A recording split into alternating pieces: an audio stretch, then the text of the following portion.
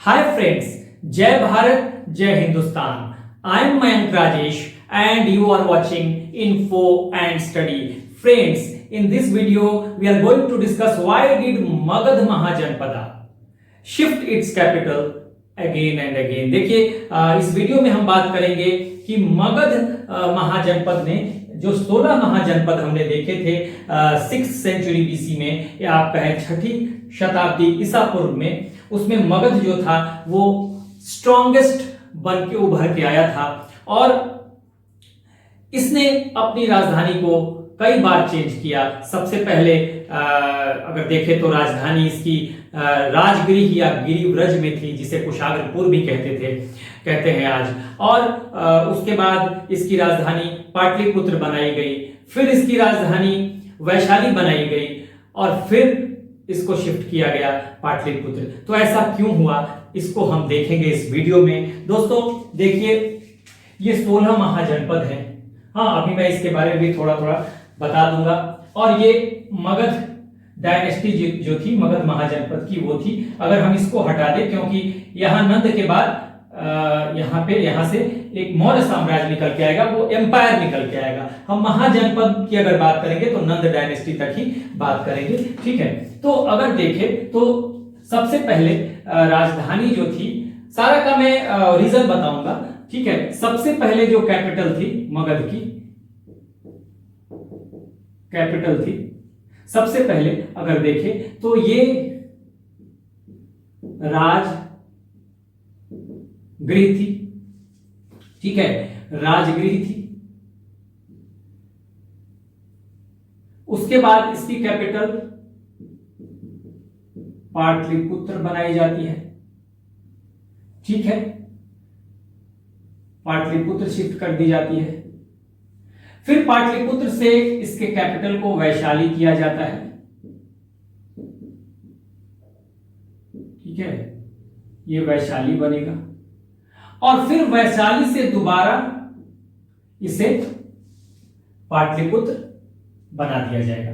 तो इसी रीजन को समझना है कि ऐसा क्यों हुआ था, ठीक है। देखिए मगध महाजनपद में जिन डायनेस्टीज ने, जिन वंशों ने रूल किया, ठीक है, वो मैंने यहां लिखा हुआ है, ठीक है। अगर महाजनपद की सिर्फ बात करें तो नंद डायनेस्टी तक, बाद में यहीं से इसी को फाउंडेशन बनाकर मौर्य साम्राज्य की शुरुआत यहां पर होगी और बहुत बड़ा साम्राज्य यहां पे उभर के आएगा। तो पहली बार एम्पायर या साम्राज्य की अवधारणा यहां पर देखने को मिलेगी।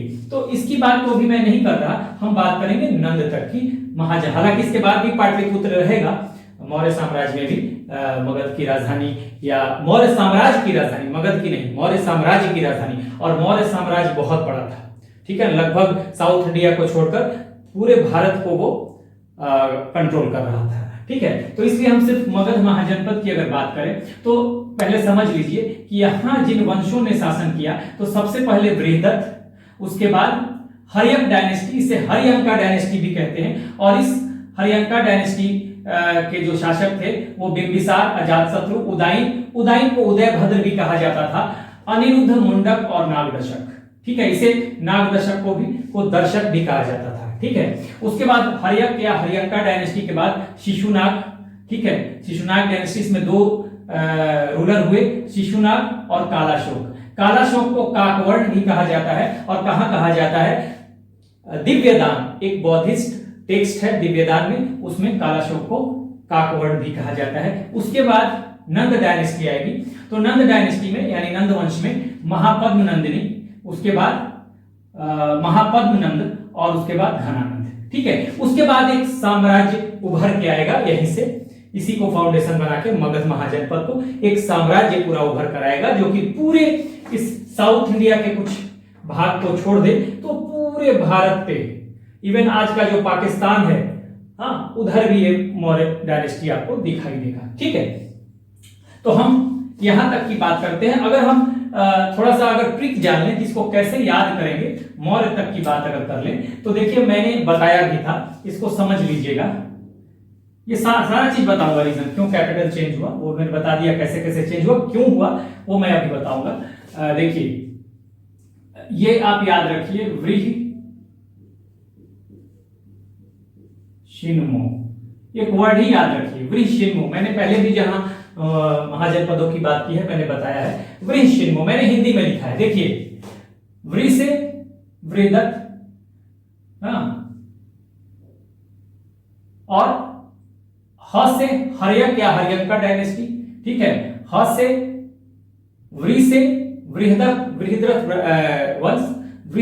वंश या वृहद्रथ डायनेस्टी, एक ही राजा था, इसके बारे में बहुत ज्यादा जानकारी नहीं है, ठीक है। उसके बाद हर्यक या हर्यंका डायनेस्टी, ठीक है। ह से फिर शी से शिशुनाग, देख लीजिए मैं लिख देता हूं, पहला वृ फिर ह, ठीक है। उसके बाद शी से, यहां पर वृ लिखिए आप, वृषि न नंद, और फिर मो से मौर्य, ठीक है। वृषशिन्मो एक वर्ड बन गया, ठीक है ना। तो ये ट्रिक आप याद रखिए, इसको याद रखने के लिए कि कौन सा वंश था। बाद में तो आपको मौर्य के बाद आपको गुप्ता उत्ता भी आएंगे, लेटर मौर्य से आएंगे, फिर उसके बाद गुप्ता भी आएंगे, लेकिन यहां तक मौर्य तक अगर आप याद रखते हैं तो वृषशिन्मो एक आपको कंटिन्यूटी में ये याद रहेगा, ठीक है। तो एक ट्रिक है, ये मैंने बता दिया। अब देखिए मैंने बता दिया कि कैसे कैसे चेंज हुआ। अब ये भी बता दूं, उसके बाद सारा रीजन बताऊंगा। बिंबिसार के समय राजगृह था, अजातशत्रु के समय भी राजगृह था, ठीक है।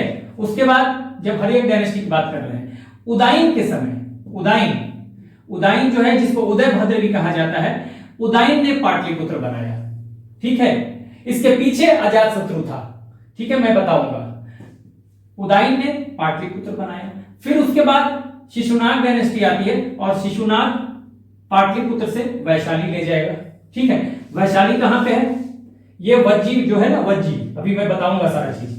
तो वैशाली ले जाएगा, और फिर जब ये काला शोक आएगा, शिशुनाग ले जाएगा वैशाली यहां से, और जब काला शोक आएगा, जिसे काक वर्ण कहते हैं, दिव्यदान यानी बौद्धिस्ट टेक्स्ट में इसको काक वर्ण कहा गया है, काला शोक फिर वापस इसे पाटलिपुत्र लेकर जाएगा, और आगे मौर्य डायनेस्टी में भी आपको पाटलिपुत्र जो मौर्य साम्राज्य है उसकी राजधानी के रूप में दिखेगा आपको। लेकिन हम सिर्फ महाजनपद की बात कर रहे हैं, नंद डायनेस्टी तक, ठीक है। अब देखिए यहां पे महाजनपद है, आपको पता था कि ये मगध मैंने बड़ा बनाया हुआ है। मगध जो है ये सबसे बड़े और सबसे मजबूत तौर पर 16 महाजनपद में, जो 16 महाजनपद थे उसमें उभर के आएगा।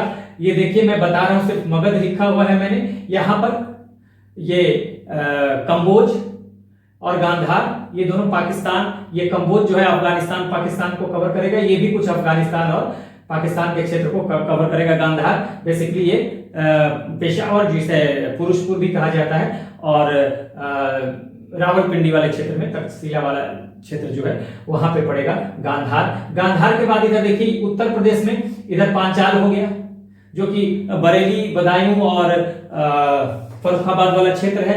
उसके बाद कौशल, ये नेपाल की तराई में भी पड़ेगा, उत्तर प्रदेश में भी आएगा, ये कौशल महाजनपद। उसके बाद मल्ल महाजनपद, गोरखपुर और देवरिया के आसपास का क्षेत्र है मल्ल महाजनपद। उसके बाद ये वज्जी, बिहार का जो क्षेत्र है ये वज्जी है। वज्जी जो है 8 स्टेट का, राज्यों का ये कॉन्फेडरेसी था, संघ था, और आज का जो मुजफ्फरपुर, सीतामढ़ी, दरभंगा, शिवहर, ये सब एरिया जो है वो पड़ता है इसमें। उसके बाद अगर हम देखें तो उत्तर प्रदेश में ही यहाँ दिल्ली, हरियाणा और मेरठ का क्षेत्र है, तो उत्तर प्रदेश में भी आ जाएगा मेरठ का जो क्षेत्र होगा, ये कुरु महाजनपद, ठीक है। उसके बाद चेदी, चेदी जो है ये आपको आज का जो है वो बुंदेलखंड वाला कुछ एरिया है। थोड़ा और इसको नीचे बना देते हैं, मध्य प्रदेश का जो बुंदेलखंड वाला एरिया है वो पड़ेगा चेदी। थोड़ा बहुत का फर्क पड़ सकता है, लेकिन यही है मोस्ट प्रोबेबली, मैंने बताया है। तो ये चेदी जो कि आज के बुंदेलखंड वाला मध्य प्रदेश का एरिया, वो चेदी पड़ेगा। उसके बाद आपको चेदी के बाद ये है आपको नहीं, सॉरी ये सही बनाया था मैंने, सही बनाया था, ये देखिए ये सही बनाया था। चेदी नीचे है, चेदी नीचे है, ये चेदी है। ये सुरसेन है जो कि यूपी में ही पड़ेगा। ये है आपको मैंने अभी बताया कुरु महाजनपद, हरियाणा, दिल्ली और मेरठ वाला जो क्षेत्र है वो पड़ेगा क्योंकि मेरठ यूपी में आता है तो ये भी यूपी में पड़ेगा। और ये है आपको सुरसेन जिसकी राजधानी मथुरा थी, तो ये भी उत्तर प्रदेश में है। उसके बाद ये चेदी है, देखिए ये चेदी जनपद है, महाजनपद है, जो पड़ेगा मध्य प्रदेश वाला जो बुंदेलखंड का एरिया है, हाँ, उसमें पड़ता था। और ये है अवंती, अवंती जो है वो राजस्थान का जो मालवा है उसका कुछ क्षेत्र लिए हुए है और कुछ मध्य प्रदेश का क्षेत्र लिए हुए है, ठीक है। उसके बाद देखिए इधर वत्स, हाँ, वत्स भी आपको उत्तर प्रदेश में पड़ेगा, वत्स भी उत्तर प्रदेश में पड़ेगा, इलाहाबाद के आसपास। उसके बाद काशी, बनारस राजधानी थी, ये भी उत्तर प्रदेश। उसके बाद ये मगध, ये बिहार, पटना, गया, शाहबाद, हाँ, तो ये सब आपको एरिया पड़ेगा मगध वाला, बिहार का, ठीक है। उसके बाद अंग, जो आज का भागलपुर मुंगेर का क्षेत्र है, ये अंग पड़ेगा। और देखिए ये वज्जी भी बिहार में है। तो अगर आप देखें तो उसके बाद एक अशमक है, अशमक जो है कि साउथ इंडिया में है। तो साउथ इंडिया में एक ही महाजनपद है, साउथ इंडिया में एक ही महाजनपद है, आपको याद रखना है। और वो भी कहां पे है, गोदावरी नदी के तट के किनारे है। ये आपको आ जाइए, गोदावरी नदी है, और गोदावरी नदी के तट के किनारे कह सकते हैं, या अगर गोदावरी ना हो ऑप्शन में, प्रवरा नदी हो तो आप वो भी लिख सकते हैं, क्योंकि प्रवरा जो है वो गोदावरी की सहायक नदी है, ठीक है। उसके बाद यहां देखिएगा मत्स्य है, राजस्थान में पड़ने वाला एकमात्र महाजनपद, ठीक है ना, जयपुर के आसपास का क्षेत्र है। या कहीं आ जाए कि मरुस्थलीय क्षेत्र, हालांकि मरुस्थल नहीं है, लेकिन मरुस्थलीय क्षेत्र चूंकि राजस्थान को कहा जाता है, राजस्थान में मरुस्थलीय भाग भी है, तो एक ही मरुस्थलीय क्षेत्र में पड़ने वाला जो है महाजनपद वो मत्स्य महाजनपद है। तो इस तरह से हम देखें तो यूपी में सबसे ज्यादा, उत्तर प्रदेश में सबसे ज्यादा, देखिए पांचाल, कौशल और मल्ल यूपी में, यह है कुरु, और यह है कुरु के बाद सुरसेन, राजधानी मथुरा, ये भी यूपी में, ठीक है। उसके बाद वत्स और काशी, ये भी यूपी में। तो आप देखें करीब 6 या 7, 1 2 3 4 5 6 7 जो है वो उत्तर प्रदेश में है। तो 16 में से 7 महाजनपद, सबसे ज्यादा महाजनपद की अगर बात की जाए तो उत्तर प्रदेश में पड़ेंगे। एक पड़ेगा आपको अशमक, जो है ये अशमक है, लिख नहीं रहा हूं क्योंकि मैं पहले बता चुका हूं। अशमक जो है वो साउथ इंडिया में पड़ रहा है, और एकमात्र महाजनपद साउथ इंडिया का, आज के महाराष्ट्र, तेलंगाना, आंध्रा का कुछ क्षेत्र दिए हुए, ठीक है। तो ये पूरा मैंने आपको एक खाका दे दिया। और अगर देखें तो गंगा घाटी में, गंगा वैली में सबसे ज्यादा महाजनपद है। और अगर हम देखें तो नर्मदा नदी ये बह रही है, नर्मदा, ठीक है, ये नर्मदा नदी बह रही है। इसके ऊपर यानी उसके नॉर्थ में, उत्तर में 15 महाजनपद, दक्षिण में मात्र 1 महाजनपद, ठीक है। तो अब समझते हैं ये मगध महाजनपद है, ठीक है। तो अब देखिए मैं आपको बता रहा हूं पहले कि कैसे कैसे क्या हुआ। सबसे पहले मगध में अगर हम देखें तो मगध का टसल किसके साथ हुआ, जब ये मजबूत बन के उभरा, सबसे मजबूत महाजनपद बन के उभरता है।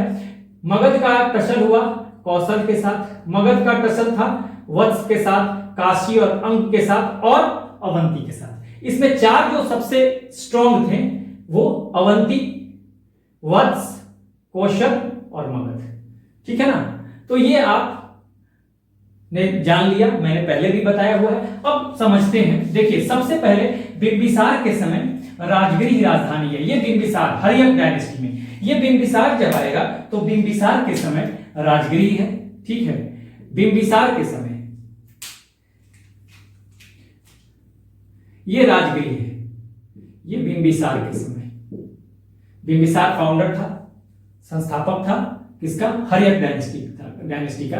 तो बिंबिसार के समय, ठीक है। तो बिंबिसार के समय राजगिरी होता है। अब इसका बिंबिसार ने क्यों बनाया होगा, जरा सोचिए। देखिए राजगिरी जो था, सबसे पहले ये जानते हैं कि क्यों बनाया होगा। राजगिरी को हम एक और नाम से जानते हैं, और वो नाम है गिरिव्रज।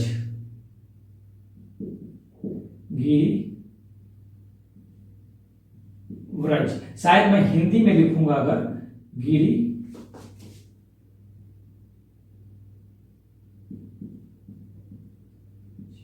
गिरिव्रज, ठीक है। तो गिरिव्रज इसका नाम था। तो गिरिव्रज का मतलब कि गिरि का मतलब पर्वत, व्रज का मतलब एक तरह से मजबूत, घिरा हुआ, ठीक है ना। तो पहाड़ी, ब्रज का मतलब गिरी मतलब पर्वत, पहाड़ी, ब्रज का मतलब मजबूत, ठीक है, घिरा हुआ। तो एक तरह से आप देखिए गिरी ब्रज जो है ये क्या था, या राजगिर ही जो था, जिसे राजगीर भी आज कहते हैं। तो ये समझ लीजिए कि 5 पहाड़ियों से घिरा हुआ था।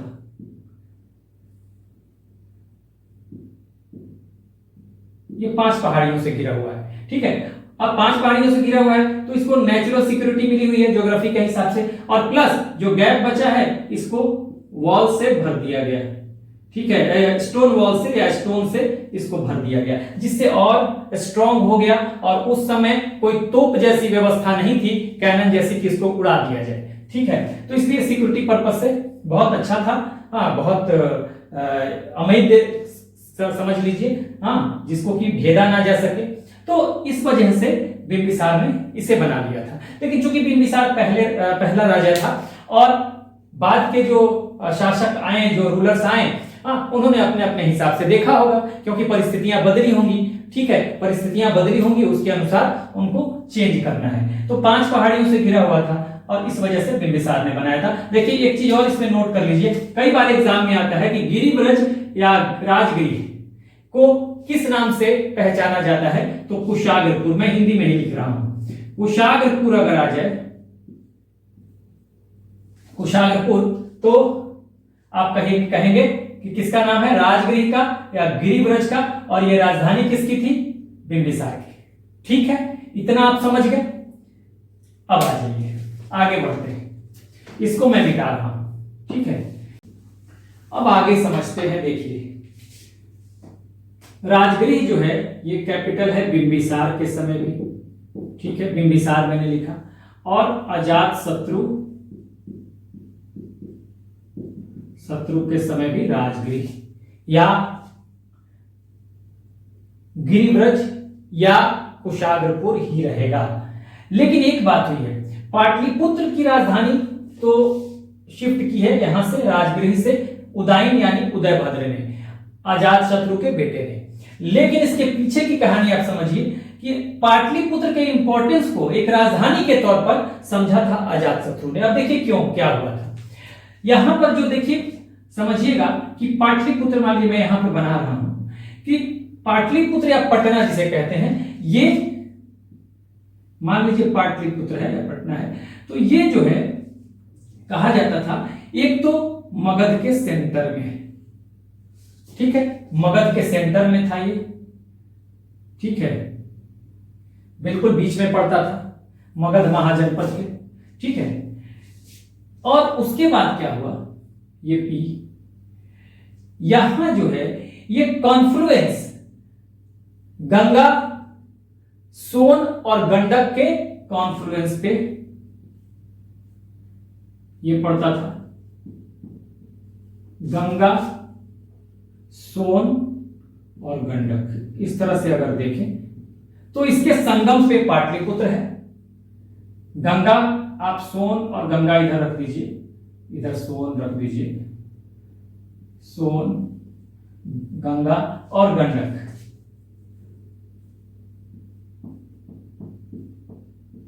गंडक के संगम पे, ठीक है ना, ये संगम है, कॉन्फ्लुएंस पे है, गंगा भी है, सोन भी है, गंडक भी है, ठीक है। और कहा जाता था कि उस समय जो सेना मूव करती थी, जो आर्मी मूव करती थी, वो वाटर के फ्लो को देख के मूव करती थी, उससे उनको बहुत कुछ आइडिया मिलता था, ठीक है, उससे उनको बहुत कुछ आइडिया मिलता था वाटर के फ्लो को, नदी के बहाव को देखकर, ठीक है ना। तो अजात शत्रु ने इसको भी समझा। दूसरी बात देखिए, नॉर्थ, और ये तो कॉन्फ्लुएंस की बात हो गई, जहां ईस्ट, नॉर्थ से लेके पश्चिम तक, ठीक है, नॉर्थ और वेस्ट को किससे घिरा हुआ था, सोन और गंगा से। वहीं आप देख लीजिएगा तो ईस्ट यानी पूरब और साउथ, ये पुनपुन नदी से कॉन्फ्लुएंस तो था ही। तो देखिए उत्तर और पश्चिम ये नॉर्थ और ये वेस्ट, ठीक है, नॉर्थ हो गया, वेस्ट हो गया। तो उत्तर में और पश्चिम में, नॉर्थ में और वेस्ट में सोन नदी और गंगा नदी थी पाटलिपुत्र के, और पूरब में, ईस्ट में और साउथ में ये घिरा हुआ था पाटलिपुत्र पुनपुन नदी से। ठीक है, तो एक तरह से देखिए तो ये जो नदियां थी पाटलिपुत्र के लिए एक तरह से वाटर फोर्ट का काम करती थी। ये जो नदियां हैं सब घेरे हुए हैं ना, तो ये जो नदियां हैं ये वाटर फोर्ट की तरह है, वाटर फोर्ट यानी कि जल दुर्ग। तो ये एक तरह से सिक्योरिटी भी कुछ दे रही है। ठीक है, तो अब देखिए कि अजातशत्रु ने इन चीजों को पहचाना था, पाटलिपुत्र को एक राजधानी के रूप में इसने देखा था और उसके इंपॉर्टेंस को समझा था, लेकिन ये बना नहीं पाया था। बहुत सारी वजह थी जिसकी वजह से ये बना नहीं पाया। ठीक है, तो अब आप इसको लिख लीजिए, अगर लिखना चाहें तो आप लिख सकते हैं। आपने इसको समझ लिया कि सबसे बड़ी बात कि अजातशत्रु ने क्या देखा, क्या समझा था। पहले अजातशत्रु ने देखा कि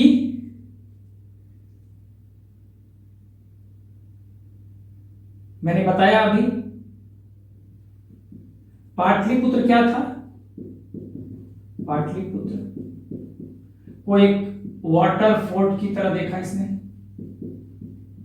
यानी जल दुर्ग की तरह देखा। क्यों?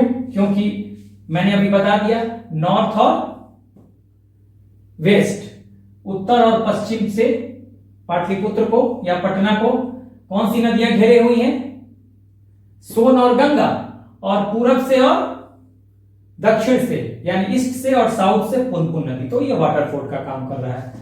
उसके बाद जो नदियों का फ्लो था, फ्लो जो था, वो बताता था क्या, ऐसे देखिए, आर्मी मूवमेंट,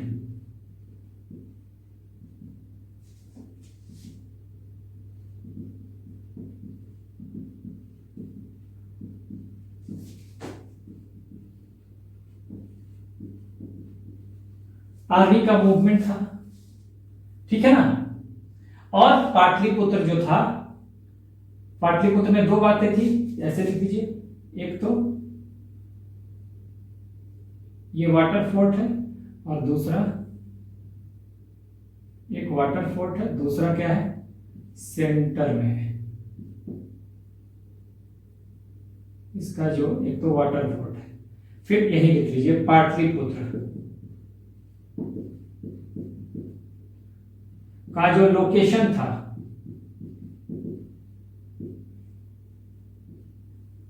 वो कहां था,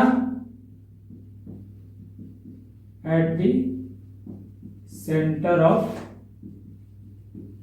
मगध, ऐसे लिख सकते हैं। ठीक है, आप ऐसे कर ले, ऊपर लिखें क्योंकि कहीं ऐसा ना हो। वैसे तो मैं बता ही चुका हूं बाय द वे, अगर ये पाटलिपुत्र जो था कहां पे था, लोकेशन इसका जो है, location at the centre of Magadh, ये बात हो गई थी, ये केंद्र में था पाटलिपुत्र। ठीक है, ये आप मैंने बना दिया। तो ये तीन कारण थे जिससे पाटलिपुत्र के महत्व को अजातशत्रु ने समझा। ठीक है, लेकिन राजधानी बना नहीं पाएगा अजातशत्रु, ये लिख लीजिए। एक तो दो बातें हो गई, बट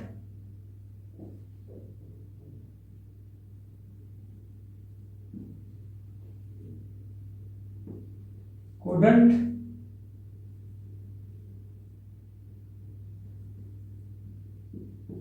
could not, ऐसे लिखिए इधर से,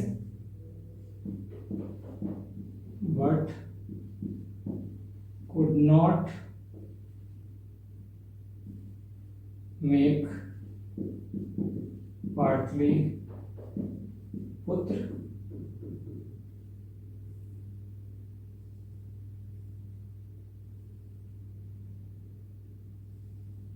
but could not make Patliputra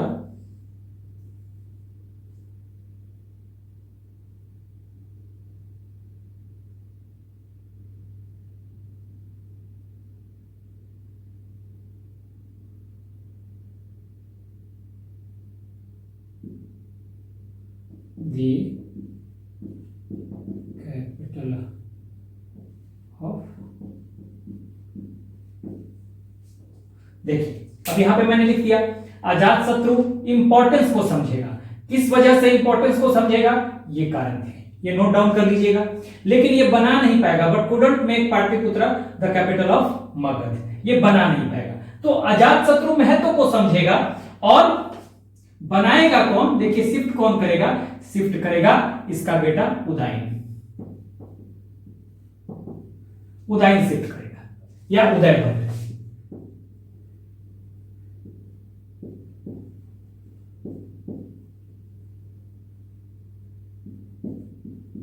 Udayabhadra shift करेगा पाटलिपुत्र।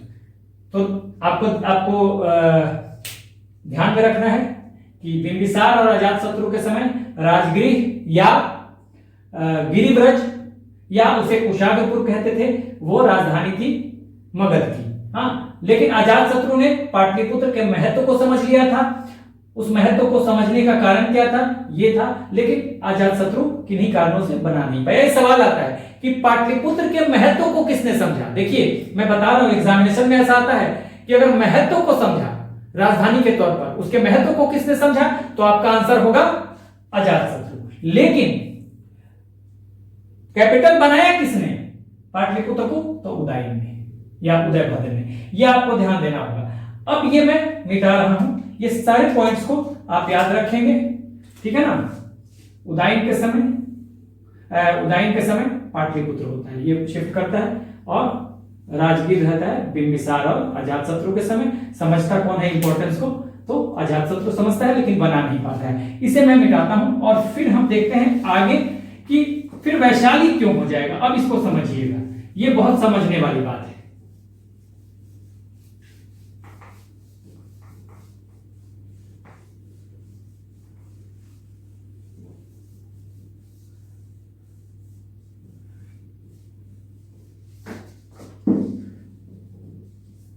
मौर्य मैंने मिटा दिया है, आपको बता ही दिया था।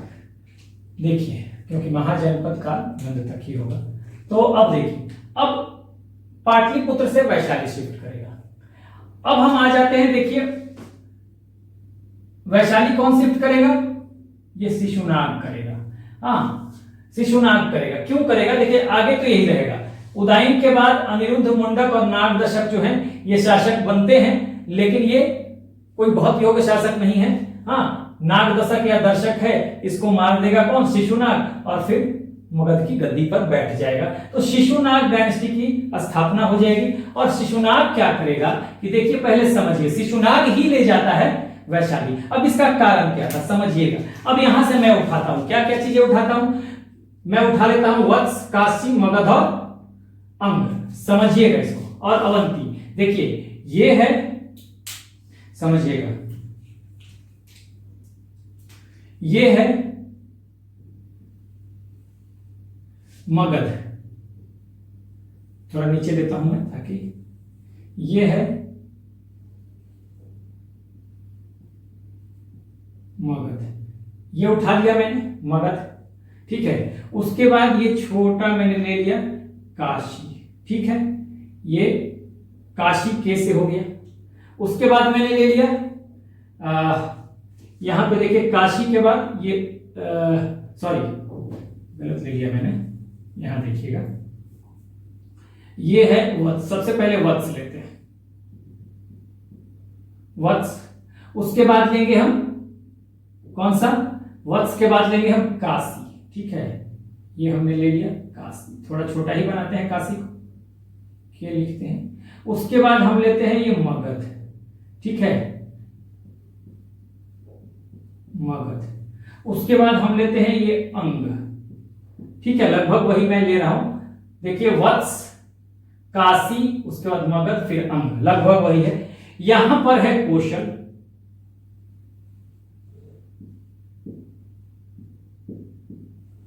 यहां पर है वज्जी, ठीक है। वज्जी जो है ये 8 राज्यों का कॉन्फेडरेसी है, ये है वज्जी, ठीक है, मैंने लिख दिया वज्जी। और यहां पर देखिएगा ठीक आपको ये काशी है, यहां पर है अवंती। ये बड़ा मैंने इसलिए बनाया, आप चाहें तो वत्स को भी थोड़ा बड़ा बना सकते हैं, वत्स, ठीक है। देखिए ये तो छोटे छोटे थे। अगर 16 महाजनपदों की बात करें, देखिए यही समझाने के लिए, कैपिटल को समझाने के लिए मैं बता रहा हूं। ये जो 4 मैंने लगभग बराबर बनाए हैं ना, तो 4 जो हैं ये 16 महाजनपदों में अगर देखें तो 4 सबसे मजबूत थे, मोस्ट स्ट्रॉन्गेस्ट, हाँ, 4 मोस्ट स्ट्रॉन्गेस्ट महाजनपद, ठीक है। तो वत्स, अवंती, मगध और कौशल। लेकिन कुछ ऐसी परिस्थितियां थी जिसकी वजह से मगध, वो तो हम इसमें चर्चा नहीं कर सकते, मैं पूरा डिटेल लेक्चर दे चुका हूं। तो मगध की ज्योग्राफी, इसकी लैंड की फर्टिलिटी, उसके अलावा आपको जंगल होना, जहां हाथी होना, आयरन की माइंस होना, आयरन की यानी लोहे की खान होना, ये सब कारण थे जो कि मगध को एक बहुत बड़े और मजबूत महाजनपद के रूप में इन चीजों का योगदान रहा, ठीक है। तो यहां तो हम समझेंगे कि वज्जी हो गया, काशी, अंग और अवंती। अब मैं आपको बताऊं कि हुआ क्या था, कैसे, क्यों पाटलिपुत्र से वैशाली चेंज किया शिशुनाग ने चेंज किया, ठीक है। ये चेंज किया शिशुनाग ने, मैं अभी बता दूंगा। देखिए सबसे पहले मगध ने काशी को जीता। पहले क्या था समझिएगा, काशी जो था, ये कौशल, जब इन लोगों में टसल चल रहा था, तो मगध के राजा थे बिंबिसार। तो इन्होंने क्या किया था कि शादियां की थी, और शादी से भी इन्होंने एक्सपेंशन किया था, मित्रता से किया था, वॉर से किया था। 3 पॉलिसी इनकी थी, मैरिजेस, उसके बाद आपको मैरिजेस के बाद आपको फ्रेंडशिप, और फ्रेंडशिप के बाद वॉर। ये 3 इनकी पॉलिसी थी जिसके तहत इन्होंने एक्सपेंशन किया था बिंबिसार ने। तो इन्होंने कौशल में शादी की बिंबिसार ने।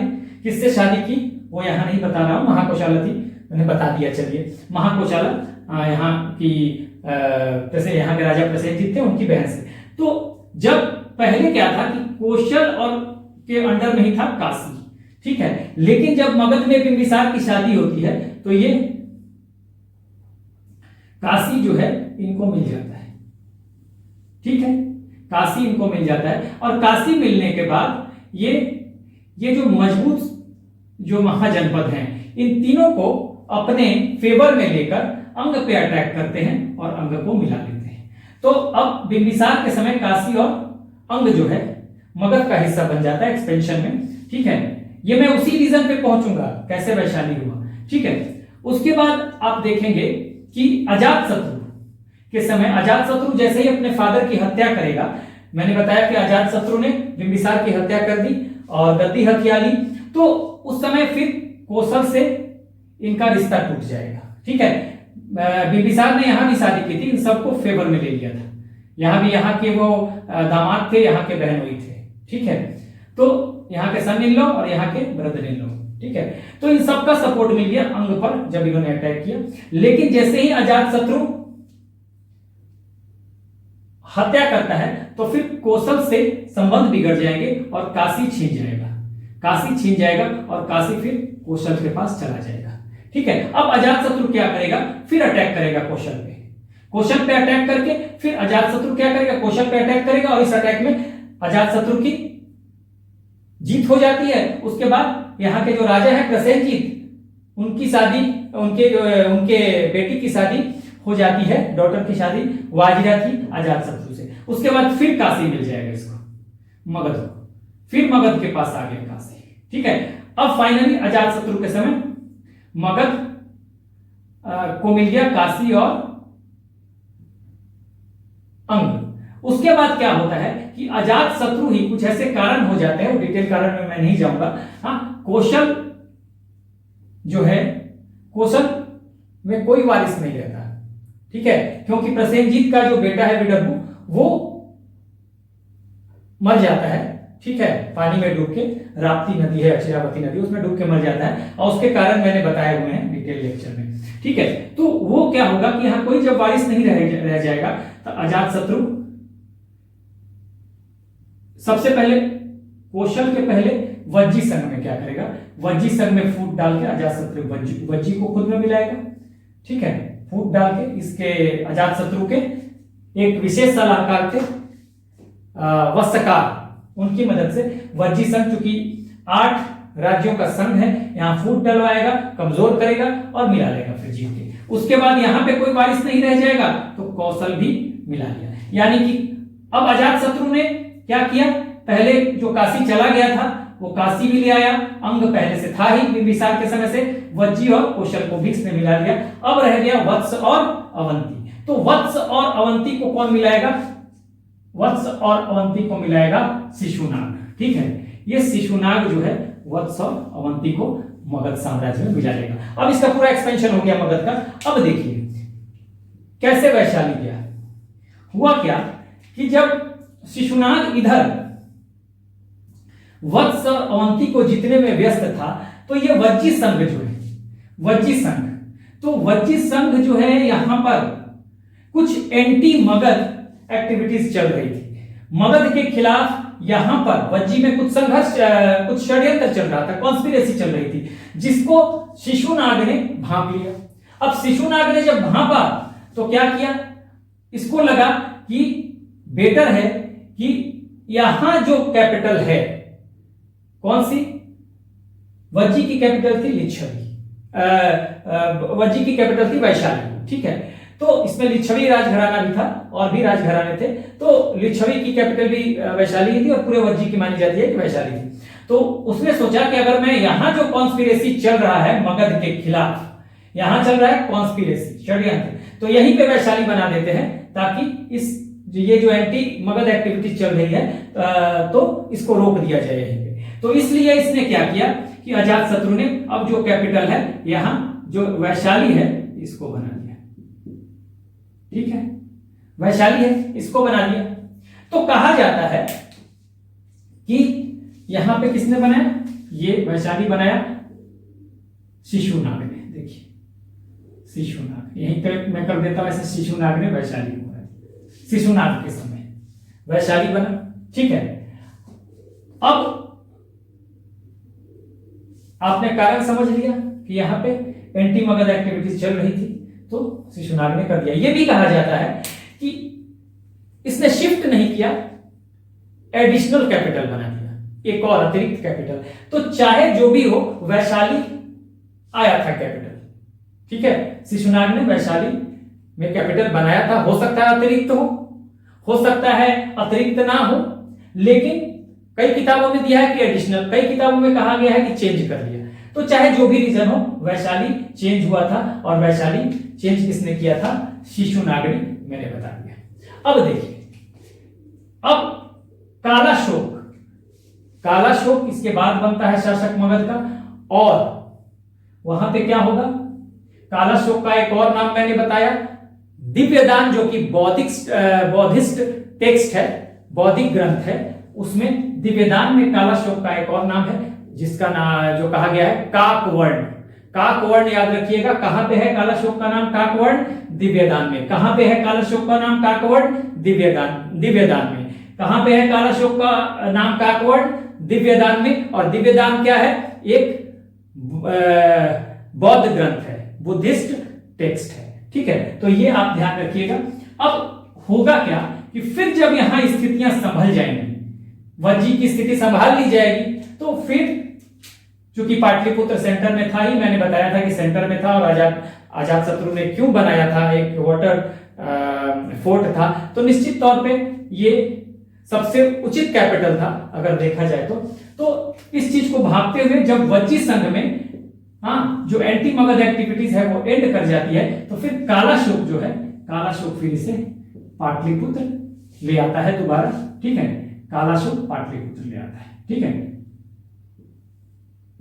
कालाशोक ले आएगा पाटलिपुत्र, जो कि वैशाली से पाटलिपुत्र लेके आता है। यानी कि सीधी सी बात है कि आप समझ जाइए, ये मैं बताता हूं।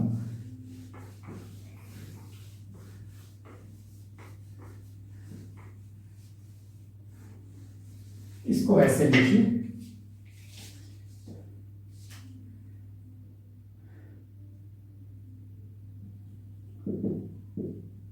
बिंबिसार के समय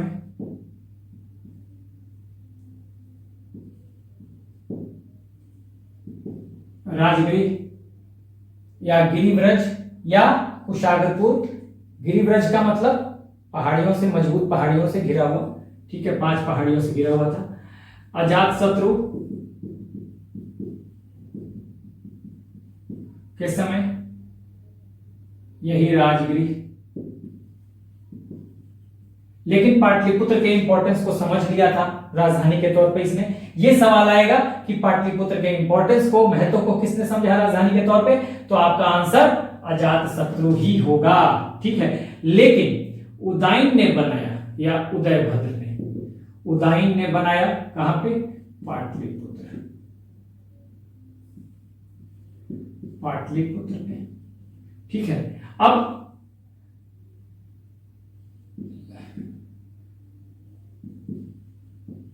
शिशुनाग ले जाएगा कहां पे, हाँ, शिशुनाग ले जाएगा पाटलिपुत्र से वैशाली, ये शिशुनाग ले गया, ठीक है। और उसके बाद कालाशोक,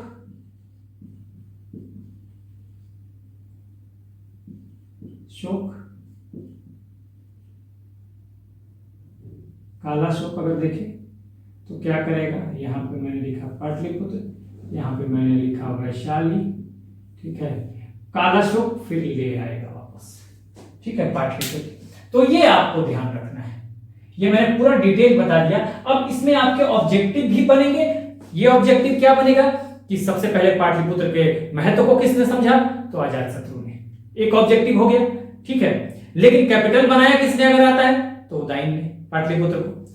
दूसरा ऑब्जेक्टिव क्या बनेगा कि कुशाग्रपुर की पहचान किससे की जाती है, कुशाग्रपुर की पहचान या राजगृह की पहचान किससे की जाती है, तो कुशाग्रपुर से, या कुशाग्रपुर की पहचान किससे की जाती है, तो गिरिव्रज या राजगृह से। ये एक दूसरा सवाल बन जाएगा। तीसरा सवाल, उदयन ने किसने कैपिटल, ये मैंने बता दिया, शिफ्ट किया, तो पाटलिपुत्र, तो उदयन ने। उसके बाद वैशाली शिफ्ट करने वाला कौन राजा था, तो कौन राजा था भाई, तो शिशुनाग था। क्यों किया था, ये अगर आ सकता है ऑब्जेक्टिव में, तो ये वज्जी संघ में कुछ फूट पड़ गई थी, तो उसको कंट्रोल करने के लिए उसने वैशाली में, वज्जी संघ में जो वैशाली है वहां पे उसने बना दिया। फिर वहां से सिचुएशन ठीक हो गया, तो कौन वापस लेके आया वैशाली से पाटलिपुत्र, तो वापस लेके आया कालाशोक। कालाशोक का नाम क्या है, तो कालाशोक का नाम जो है, एक और नाम, अनदर नेम, तो काकवर्ण है। कहां कहा गया है, सवाल बन सकता है। काकवर्ण जो नाम है कालाशोक का, हाँ, वो कहां मिलता है, तो आप कहेंगे दिव्यदान। और दिव्यदान क्या है, तो बौद्धिक टेक्स्ट है, बुद्धिस्ट टेक्स्ट है, बौद्ध ग्रंथ है, ठीक है, बुद्धिस्ट टेक्स्ट है, बौद्ध ग्रंथ है, तो ये हो जाएगा। उसके अलावा अगर आता है कि क्यों बार बार, अगर सब्जेक्टिव लिखने के लिए किसी कहीं आ जाए, ये आप समझिए कि सब्जेक्टिव भी लिख सकते हैं, हाँ, कुछ लाइन लिखने के लिए आ जाए, कुछ शब्द लिखने के लिए आ जाए, तो आप लिख सकते हैं। ये पूरा मैंने जो बताया है, आप इसको शब्दों में कन्वर्ट कर सकते हैं, सब्जेक्टिव क्वेश्चन में कन्वर्ट कर सकते हैं। अगर आ जाए कि मगध की राजधानियां बार बार बदली गई, या इससे मिलता जुलता जो सवाल है, थोड़ा सा ट्विस्ट करके एग्जामिनेशन में मिल सकता है, तो आप बड़ी आराम से इस पूरे वीडियो को देखकर जो नोट्स बनाएंगे, आपको वो आंसर वहीं पे मिलेगा, आप इससे वो आंसर निकाल सकते हैं, ठीक है। उसके बाद तो नंद डायनेस्टी में भी आपको फिर पाटलिपुत्र ही मिलेगा, फिर मौर्य में भी, जब मौर्य साम्राज्य के रूप में आएगा, अभी तक तो महाजनपद था, उसके बाद साम्राज्य के तौर पर, हाँ, मगध अपने आप को उभार कर ले आएगा, और साम्राज्य में क्या होगा ये छोड़ के सिर्फ यही नहीं रह जाएगा, पूरा आज का पाकिस्तान का जो एरिया, साउथ का यहाँ का कुछ एरिया छोड़ के पूरा मगध मौर्य साम्राज्य में आ जाएगा। तो इस तरह से मुझे लगता है इस वीडियो में बहुत कुछ क्लियर हुआ होगा आपको। So this is the end of the video. Do like, share and subscribe. Keep smiling, take care.